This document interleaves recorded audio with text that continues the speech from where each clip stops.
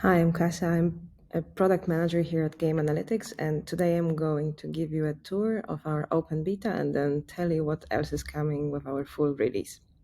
So let's start with our new homepage on which we are right now. As you can see, we have implemented a top bar navigation to make it easier for you to switch between organizations, access settings, personal settings, as well as access games here in the game selector and core features that we provide right here. Furthermore, we have improved the overview of the key metrics of your organization.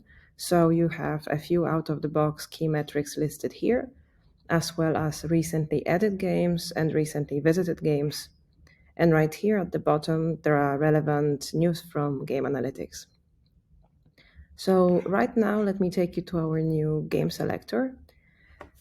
The main value proposition of this game selector is the speed in which you can access your games, even for studios and organizations that which have thousands of games with us. You will receive your results within seconds. You can look for your games via a game title or game ID, and you can also filter by studio right here. As you can see, you can as well create a new game from over here, but let me get into the creation flows a little bit later. So let me take you now to our new feature, which is called Benchmarks Plus.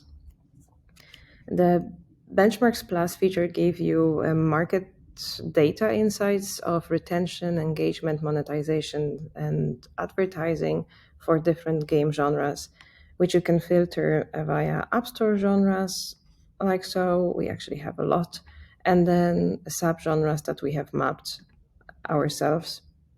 So, if you are curious about market insights, I strongly encourage you to check out Benchmarks Plus. Right now, I'm going to take you to a feature that you already know if you've been using our tool, meaning Explore tool. So, I'm going to go into recently visited games and choose this one.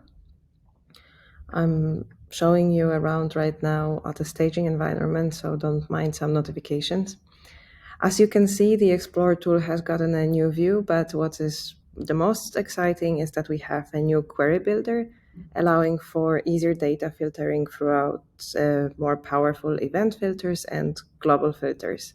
We also allow aggregation per session and per user for almost all metrics, as well as a more powerful save views feature which you can use in order to save the most popular queries which you create over here.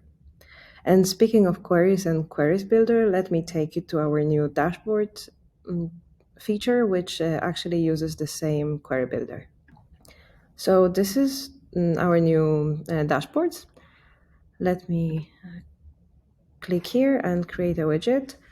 As you can see, we have the same query builder. You can create a new widget, call it whatever you like to call it. Right now we have only DAU. How about we filter this DAU by build? And okay, we only have one build here, so let it be. When you're done, you can press like so, and then you can add widgets by pressing this call to action.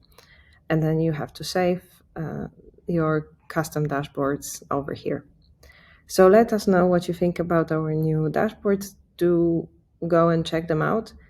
And right now I'm going to take you to another feature which we have improved significantly, which is funnels. I do have a funnel which is processed. It looks like that. But let me take you from the very beginning. Let me delete this and let me take you through the funnel creation flow. I think the most exciting aspect of the funnels, besides the new look, is the fact that they process results in seconds. So if you're interested in checking out standard funnels that combine progression, design, and resource events, or purely progression funnels, I do encourage you to go here and check it out.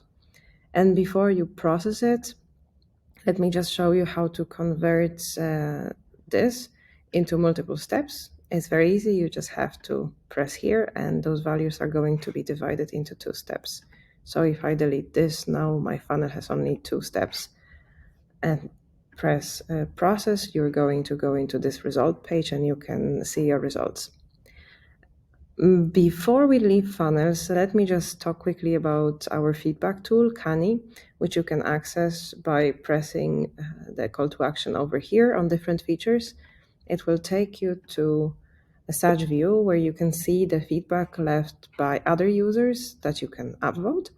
And then if there is nothing here that you wanted to write about, you can create a new entry using this site here with title, details, and you can also upload images, and then you can create a post and have other users upvote that.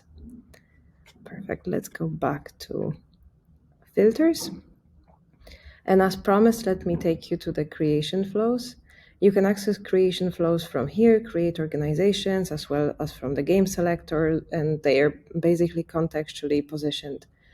From here, I can create an organization, and as I said, it is a guided experience because we allow you to create an entity starting with an organization, then moving to studios, and then to games. So let's just create one, which is